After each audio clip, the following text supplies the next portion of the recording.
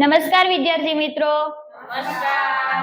ધોરણ 11 વાણિજ્ય વ્યવસ્થાના ક્લાસીસમાં વાણિજ્ય વ્યવસ્થા અને સંચાલનમાં તમારું હાર્દિક સ્વાગત છે.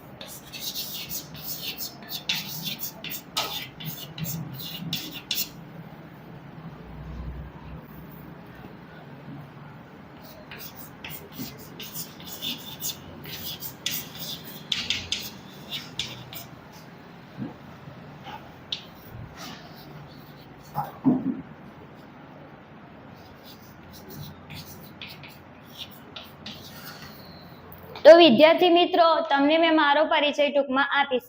મારું નામ પટેલ ફાલ્ગુનીબેન રામુભાઈ છે. હું સ્વામી વિવેકાનંદ સર્વોદય બેંક એજ્યુકેશન કોલેજ મહેસાણાની વિદ્યાર્થી પ્રશિક્ષણાર્થી છું. હવે હું તમારો ટૂંકમાં પરિચય લઈશ. તમારું નામ બોલો. મારું નામ પટેલ હરિબેન રાજેશભાઈ છે. તમે ક્યાંથી આવો છો? તમારી હોબી કઈ છે? મારી હોબી વાંચવાની છે. તમને શું ગમે છે? મને ડ્રોઈંગ કરવું બહુ ગમે છે. તો વિદ્યાર્થી મિત્રો, આપણે વાણિજ્ય વ્યવસ્થા અને સંચાલનમાં એક મહત્વના એકમ વિશે ચર્ચા કરીશું. એક એવા પ્રકારની સેવા છે જેમાં આપણે માણસોની એક જગ્યાએથી બીજી જગ્યાએ હેરફેર કરી શકીએ છીએ કેટલાક યંત્રો દ્વારા. એવા યંત્રો જેવા કે સ્કૂટર, બસ, વાહનો, ટ્રક વગેરેનો સમાવેશ થાય છે. માનવીઓની જેમ આપણે માલ સામાનની હેરફેર પણ કરી શકીએ છીએ. જેવી રીતે કે એક શહેરમાં એક વ્યક્તિની માનવબળ દ્વારા સંચાલિત હોઈ શકે છે. જેવી કે એક પશુઓ પેડલ રિક્ષા દ્વારા પશુબળ દ્વારા કરી શકાય છે. જેવી રીતે માલ સામાનની હેરફેર જેવી રીતે માણસોની હેરફેર કરવામાં આવે છે, તેવી જ રીતે કેટલાક ધંધાઓમાં પણ વસ્તુઓ, પેદાશો અને કાચા માલની હેરફેર કરવામાં આવતી હોય છે, જે એક જગ્યાએથી બીજી જગ્યાએ જરૂરિયાત પ્રમાણે સ્થળાંતર કરી શકાય છે. જેને આપણે માલ સામાનની હેરફેર કરી શકીએ છીએ. જળ માર્ગ દ્વારા પણ આપણે બે રીતે માલ સામાનની હેરફેર કરી શકીએ છીએ. એક રેલવે માર્ગ દ્વારા અને બે રસ્તા માર્ગ દ્વારા. જ્યારે આપણે રેલવે માર્ગ દ્વારા સ્થળાંતર કરીએ છીએ ત્યારે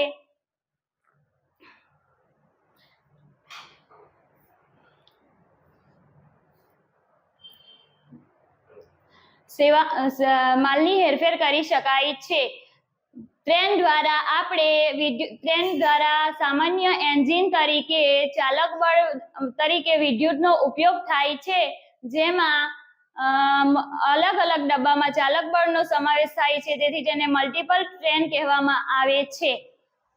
ટૂંકા સમયગાળામાં તે હવાઈ જહાજનો ઉપયોગ શક્ય નહીં બને, તેના માટે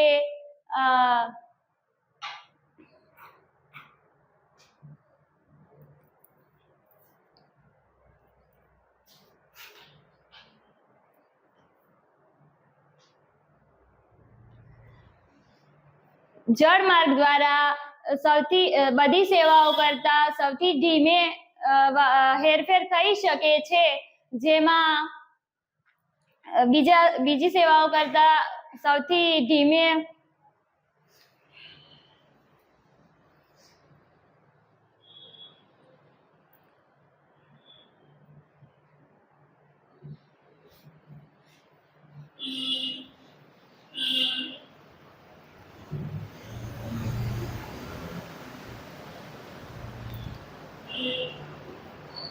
પાઇપલાઇન દ્વારા પણ કેટલીક સેવાઓનો સેવાઓનો સમાવેશ થાય છે, જેમ કે પેટ્રોલિયમ, કુદરતી ગેસ સેવાઓનો ઉપયોગ થાય છે. હવે વિદ્યાર્થી મિત્રો, મેં તમને કેટલાક પ્રશ્ન પૂછીશ, જેને પણ જવાબ આવડે એ પોતાનો હાથ ઊંચો કરી જવાબ આપવા પ્રયત્ન કરશે. માનવબળ દ્વારા સંચાલિત સેવાઓ શેના વડે ઉપયોગમાં આવે છે? માનવબળ દ્વારા સંચાલિત સાધનમાં હાથ લાડીનો ઉપયોગ કરી શકાય છે. સાચો જવાબ. પશુબળ દ્વારા સંચાલિત એક સાધનનું નામ જણાવો.